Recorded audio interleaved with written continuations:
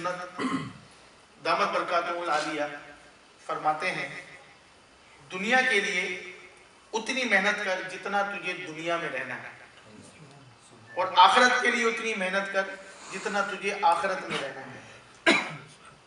اب ہم بھی غور کریں، دنیا میں کتنا رہنا کوئی گارنٹی نہیں ہے، آخرت میں کتنا رہنا، قبر میں سینکڑوں سال رہنا، پھر روز محشر کا 50,000 سال کا دن، پھر پل صراط کا 15,000 سال کا سفر، پھر کیا وہ ایک جو زندگی ملنی ہے جس میں ہمیشہ رہنا ہے، جس سے واپسی نہیں ہے۔ اللہ کرے کہ جنت مقدر ہو جائے، ہم سارے جنت میں جائیں، کچھ ہوں گے جو جہنم میں جائیں گے۔ تو کیا کہ دنیا کے لیے کتنی محنت اور آخرت کے لیے سارے جانتے ہیں حرام کی نحوست کیا ہے، رشوت کی نحوست کیا ہے، بددیانتی کیا ہے، دھوکہ کیا ہے، ملاوٹ کیا ہے، ان کی نحوست کیا ہے، ان کے عذابات کیا ہیں، اور اسلام ان کے بارے میں کیا کیا رہنمائی فرماتا ہے یہ بھی اکثر جانتے ہیں، لیکن دیکھا یہ گیا ہے کہ ہم بچ نہیں پاتے۔ پتہ ہے کہ نماز نہیں پڑھیں گے تو گناہ ہے، پھر بھی نماز نہیں پڑھتے، اکثر آپ نے دیکھا یہ۔ پتہ ہے کہ جھوٹ بولنے کی سزا یہ ہے، پھر بھی منہ سے ٹھک کر کے جھوٹ نکلتا ہے، صبح سے شام تک 20 30 40 جھوٹ تو نکل ہی جاتا ہے۔ پتہ ہے کہ غیبت حرام جہنم میں جانے کا کام ہے، پھر بھی غیبت نکل ہی جاتی ہے۔ پتہ ہے کہ میوزک سننا حرام ہے، پھر بھی میوزک سنتے ہی بیٹھ گئے۔ آخر اس کے اسباب کیا ہیں، اس کا ریزن کیا ہے، اس کی وجہ کیا ہے؟ بہت سے اسباب ہیں، بہت سارے ڈیبیٹ ہوتی ہے، بہت سارے ٹاک شو ہوتے ہیں، یہ ہو گیا وہ ہو گیا۔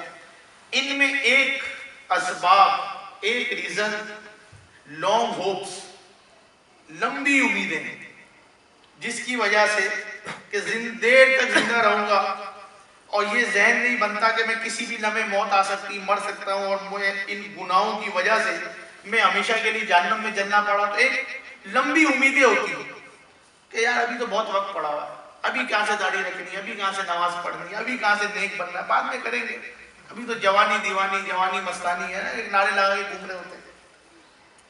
ایک لمبی امیدیں کراتی ہیں، اور خاص طور پہ اس کی مثال سمجھے، کسی شخص نے 5 سال کے لیے کوئی قرض لیا کہ یار مجھے 5 سال کے لیے 5,000 پاؤنڈ دے دو، میں تمہیں 5 سال کے بعد دے دوں گا۔ اب اس کے ذہن کو کیا کہیں گے؟ 5 سال کم و بیش 1800 دن بنتے ہیں، 1800 days، یعنی کہ وہ 1800 دن تک زندہ رہنے کا دعویٰ کر رہا ہے کہ 5 سال کے بعد پیسے دے دوں گا۔ اب یہ ایک لمبی امید ہے کہ میں 5 سال تک، اب آپ کو گارنٹی نہیں ہے ایک دن کی، لیکن جو 5 سال، یار اگلے سال کر لیں گے، 2 سال کے بعد دے دیں گے، 3 سال بعد یہ کر لیں گے، یعنی کہ ہم اتنے مطمئن ہیں کہ 2-3 سال تک تو میں نے زندہ رہنا، ابھی کوئی مسئلہ نہیں ہے، بعد میں لے لیں گے۔ پلاننگ پوچھو آپ کیا کریں گے؟ ابھی پڑھ رہا ہوں، GCSE کروں گا، کالج جاؤں گا، یونیورسٹی کروں گا، PhD کروں گا، یہ ڈگری لوں گا، یہ کروں گا، اس کے بعد شادی ہوگی، اس کے بعد گھر اپنا لوں گا، پھر شادی کروں گا، یہ جاب کروں گا، فلاں جگہ ہالیڈے منانے جاؤں گا، فلاں، یہ ساری پلاننگ بتاتے ہیں۔ اور اس پلاننگ میں جو ریالٹی ہے، جو فیکٹ ہے، جو سب سے بڑی حقیقت ہے، وہ ہے موت۔ یہ ساری چیزیں ہوں گی، اس کی کوئی گارنٹی نہیں، شادی گارنٹی نہیں، کتنے مر جاتے ہیں۔ ابھی وہ بتا رہے تھے کہ پاکستان میں زلزلہ آیا، وہ ایک ملتان سے جو بیچاری کشتی جا رہی تھی شادی کرنے کے لیے، جا رہے دوسری جگہ پہ، وہ کشتی ڈوب گئی، دولہا سمیت بچے 17 افراد جو شادی کے لیے جا رہے تھے سب ہلاک ہو گئے، شادی کے لیے جا رہے تھے۔ یہ کل کی نیوز ہے، مطلب آج کی کل کی نیوز کو بتا رہے ہیں، کسی نے بتایا مجھے، تو ذہن میں آتے کسی کو یار ایسا ہو گیا۔ تو اب کیا ہے کہ شادی کرنے جا رہا تھا، اس کی شادی کی کوئی گارنٹی نہیں ہے، اور گارنٹی ہے کہ موت آنی ہے، لیکن اس موت کے بارے میں اتنی اٹل حقیقت ہے، لیکن ہم اس کو بالکل پسے پش ڈالا ہوا ہے، اس کی طرف توجہ نہیں دیتے۔ ہم کہتے ہیں یار ابھی چھوڑو، ذہن نہیں بنتا ہے بات۔ بچے عموماً ضد کرتے روتے ہیں، تو وہ جاتے ہیں بیت المال کے خادم کہ مجھے 1 مہینے کا وظیفہ ایڈوانس دے دے۔ ہوتا ہے نا یار 1 ماہ کا ایڈوانس دے دو، اگلی دفعہ کٹوا دیں گے۔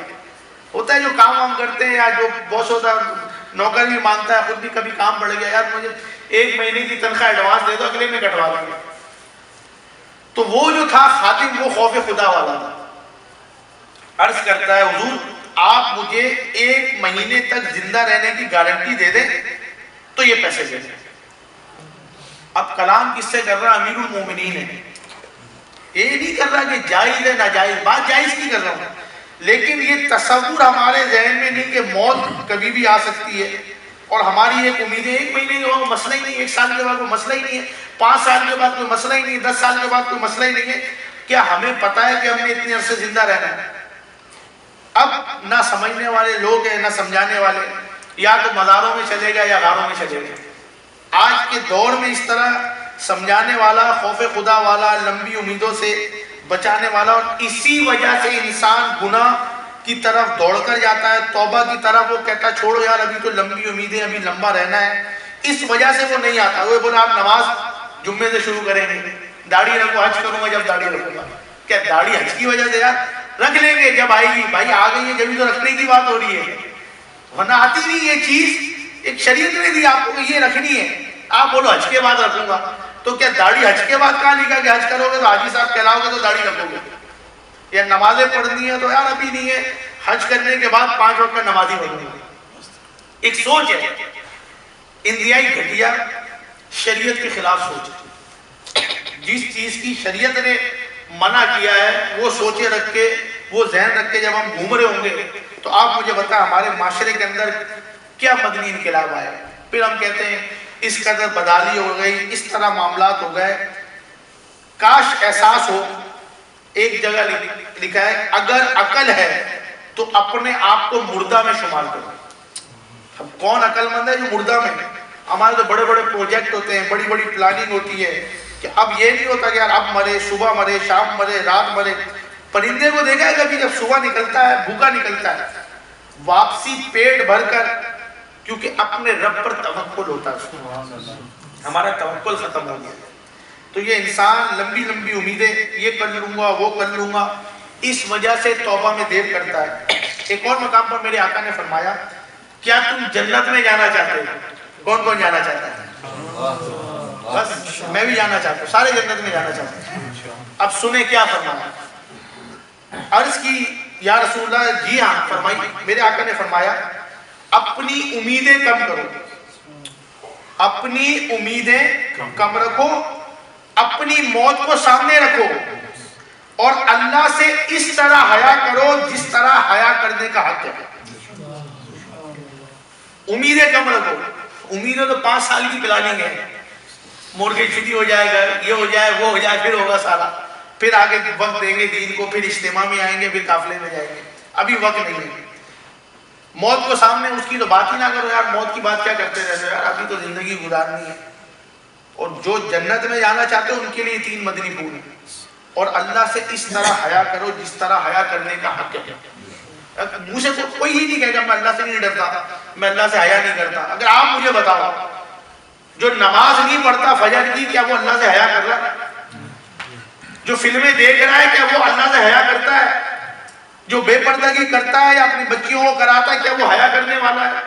جو میوزک سنتا ہے اپنی گاڑی میں، اپنے گھر میں، اپنی دکان میں، اپنے بچوں کے ساتھ، کیا وہ اللہ سے حیا کرنے والا ہے؟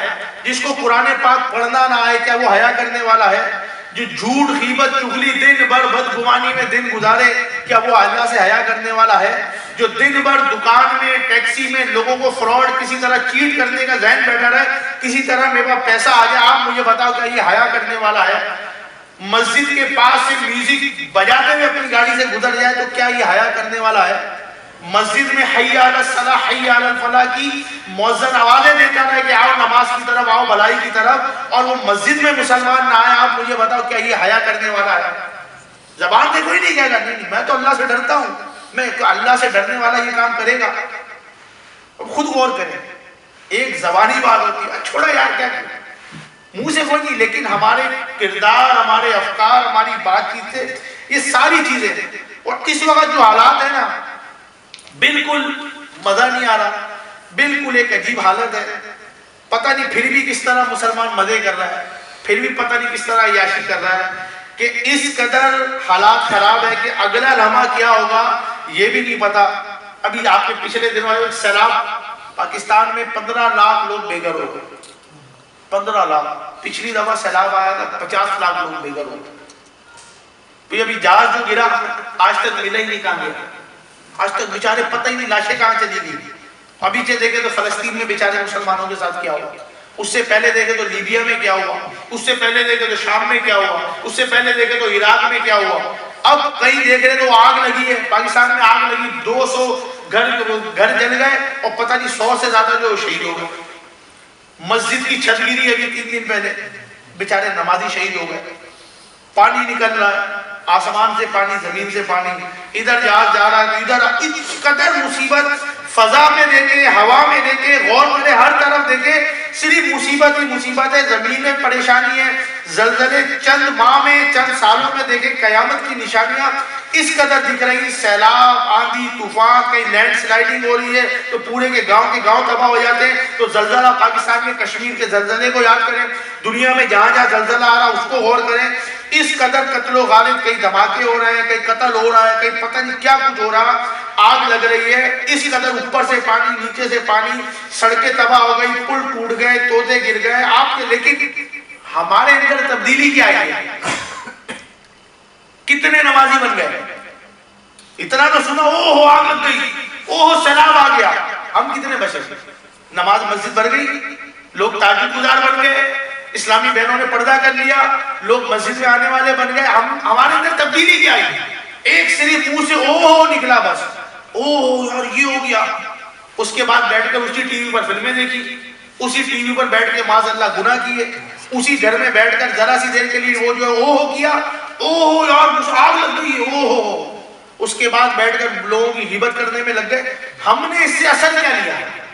کچھ بھی نہیں، اس قدر مسلمانوں پر ظلم اور ستم ہو رہا، اتنا افسوس اتنا، لیکن ہمارے اوپر اثر ہی نہیں ہے، زکوٰۃ دینے والا زکوٰۃ لینے والا بن گیا، ہمارے گھروں میں وہی گانے بج رہے، ہمارے بازاروں میں وہی میوزک بج رہی، ہماری شادیوں میں وہی ناچ دنگا ہو رہا، ہمارے گھر میں وہی فلموں کے ٹکٹ اسی طرح بک رہے، ہمارے گھروں کی شادیاں دیکھیں تو وہی چل رہی ہے، وہی اچھل کود، مسلمان کو پڑی نہیں ہے کہ میرے مسلمان بھائی کے ساتھ ہو کیا رہا ہے، ڈر اس لیے نہیں لگ رہا کہ سیلاب پاکستان میں آیا یا نہیں آیا، وہاں مسلمانوں پہ ظلم ہوا ہمارے ساتھ نہیں ہوا اس لیے، وہاں پر چھت گری ہمارے ساتھ نہیں گری، وہاں پہ برف کے تودے گرے ہمارے نہیں گرے، وہ والا جہاز گرا ہے ہمارے ادھر کا جہاز نہیں گرا، ادھر بجلی گری ہمارے ادھر بجلی نہیں گری، مسلمان تو مومن، اس کی پہچان ہی ہے حدیث پاک میں ایک جسم بتایا گیا کہ اگر ایک جگہ درد ہوتا ہے تو پورا وجود محسوس کرتا ہے، مسلمان دنیا میں کہیں بھی ہو، اگر ایک مسلمان کو تکلیف پہنچے تو ہمیں وہ محسوس ہونا چاہیے، لاکھوں لاکھ مسلمان ہمارے ماں بہنیں بے گھر اجڑ گئے، ہمارے گھروں میں اب بھی میوزک بج رہے، ہمارے گھر اب بھی معاذ اللہ منی مندر کہ جہاں پر پوجا جو ٹی وی کے اندر دکھایا جاتا ہے، گھنٹیاں بج رہی ہیں، غیر بتوں کے جاؤ ہمارے گھروں کے اندر عبادت گاہ بنی ہوئی ہے، آپ مجھے بتاؤ کہ آپ کے گھر کے باہر کوئی بت لا کر عبادت کر رہا ہو، آپ کیا بولو گے؟ مسجد میں لائے کوئی بت رکھے اور بولے یہ تو اللہ کا گھر ہے، یہ کہاں سے آ گئے ادھر؟ غلط ہے نا، یہ ہمارے مسجد میں اور ہمارے گھر غلط، اور ہمارے ٹی وی کے اندر جو دکھایا جا رہا ہے، جتنے کفار کے طریقے دیکھ رہے ہیں، ان کے فلمیں ڈرامے دیکھ رہے ہیں، ان کی عبادت دیکھ رہے ہیں، ان کی پوجا پاٹ دیکھ رہے ہیں، ان کی گھنٹیاں دیکھ رہے ہیں، آپ کے گھر میں برکت کیسے آئے گی؟ یاد رکھیے میٹھے اسلام بھائی، جب موت آتی ہے نا تو پھر وہ ایک جھٹکے میں لے کے چلی جاتی ہے، یہ نہیں بولیں گے کہ ابھی چھوڑو یار، ابھی عمر کم ہے، ابھی تو شادی کرنی ہے، ابھی تو بڑے ہوئے بچوں کی خوشیاں دیکھنی ہے، جب موت کا وقت آئے گا تھک کر موت آپ کو لے کر چلی جائے گی، لیکن کیا آپ کو پتا ہے کہ آپ نیک کام کر رہے ہوں گے یا گناہ کر رہے ہوں گے؟ کام ہمیشہ نیکی کرتے رہنا ہے، ہماری لمبی امیدوں نے ہمیں تو توبہ کی طرف آنے نہیں دیا اور ہمیں نیک کاموں کی طرف جانے نہیں دیا، فاروق اعظم رضی اللہ تعالیٰ کے دور میں قحط پڑا تو کھانا چھوڑ دیا تھا انہوں نے، بالکل مختصر کھانا، اور فرماتے یہ قوم بھوکی ہے میں کیسے پیٹ بھر کے کھا سکتا ہوں، امیر المومنین ہے، اور ہمارے مسلمانوں پہ ظلم ہو رہا، ہمارے گھر میں وہی کھانا پک رہا، ہماری وہی ہوٹل بازیاں چل رہی ہیں، ہماری وہی عیاشیاں چل رہی ہیں، ہمارے وہی دنگے فساد ہو رہے ہیں، ہماری وہی ڈسکو پارٹیاں چل رہی ہے، کوئی انقلاب کے نام پہ عورتوں کو نکال رہا ہے، کوئی انقلاب کے نام پر ناچ گانوں کی محفل، آپ مجھے کون سا انقلاب، یہ کون سے اسلام کی بات کر رہے ہیں؟ ہم بھی کہتے ہیں یہ ظلم ہو گیا تو فلاں حکومت غلط، تو یہ حکومت، ارے کون سی حکومت کی بات کر رہے ہیں یار؟ جس حکومت میں کیا ناچ گانے ہوں گے آپ کو وہ اسلام چاہیے، جہاں پر عورتیں ناچ رہی ہوں گی آپ بولے یار یہ بندہ ٹھیک ہے، آپ کون سے اسلام کی بات کر رہے ہیں؟ کوئی ہمارے اندر شرم خوف خدا بالکل ہی ختم ہو گیا، بس ایک انقلاب کی بات کرے، نعرے لگوا لو، بحث کروا لو، اسلام کے لیے ڈیبیٹ کرنے کو تیار، اسلام کے نام پہ جان قربان کرنے کو تیار، اسلام کے لیے لڑنے کو تیار، اسلام کے لیے گھنٹوں باتیں کرنے کو تیار، لیکن اسلام پہ چلنے کو تیار نہیں۔ حالانکہ مین چیز ہے اسلام پہ چلنا۔ مجھ سے بات کرا لو، ڈیبیٹ کرا لو، پروٹیسٹ کرا لو، نعرے لگوا لو، انقلاب کے نام پہ گھنٹوں گھر سے باہر نکال لو، نماز پڑھنے کو نہ کہنا، قرآن کی تلاوت کے بارے میں مت کہنا، عورتوں کو پردہ کرانے کے بارے میں مت کہنا، مسجد کو آباد کرانے کے بارے میں مت کہنا، جھوٹ غیبت چھوڑنے کے بارے میں مت کہنا، اپنے گھر سے فلمیں ڈراموں کو نکالنے کے بارے میں مت کہنا، یہ مت کہنا، ڈیبیٹ کرا لو اسلام کے بارے میں، اسلام کے اوپر بحث کروا لو۔ معاذ اللہ بحث کرنے کو بھی تیار ہے، مولانا کیا کر رہے ہیں، یہ کیا کر رہے ہیں، اپنے آپ کو بدلنے کو تیار نہیں ہے۔ آپ مجھے بتا اس برٹن کے اندر کیا تبدیلی آئی؟ اتنا مسلمانوں میں ظلم ہوا، اتنا کچھ ہو رہا، اتنے سالوں سے یہ ساری چیزیں ہو رہی ہیں، غور کریں کتنی اسلامی بہنوں نے پردہ کر لیا۔ یار میں بے پردگی کرتے مر گئی تو میں فجر نہیں پڑھتا تھا، یار اب میں داڑھی رکھ کے فجر پڑھنے والا، کتنوں نے امامہ سجا دیا؟ آپ مجھے بتاؤ۔ کچھ بھی نہیں، ایک ہماری بےعزتی ہے، کیونکہ ہماری لانگ ہوپ سے، ہماری لمبی امیدیں، اس وجہ سے آج ہمارا یہ حال ہے۔ الحمدللہ عز و جل دعوت اسلامی آپ کے سامنے اگر آپ کہو نا کہ حقیقی انقلاب کسے کہتے ہیں، حقیقی انقلاب یہ آپ مسجد کو بھول دو، اس کو کہتے ہیں حقیقی انقلاب، کیونکہ گناہ کی طرف تو بندہ دوڑ کے جاتا ہے۔ فلم ایکٹر آپ سے بڑے مجموعے کر لے گا، آپ سے بڑے لوگوں کو جمع کر لے گا، جمع کرنا ہے تو مسجد میں جمع کر کے دکھاؤ، آباد کرنا ہے تو مسجد کو آباد کر کے دکھاؤ۔ جیسے دعوت اسلامی والے دنیا میں ہزاروں لاکھوں لوگوں کو ہر جمعرات کو اتوار کو مسجد میں اللہ اور اس کے رسول کے نام پر جمع کرتے ہیں۔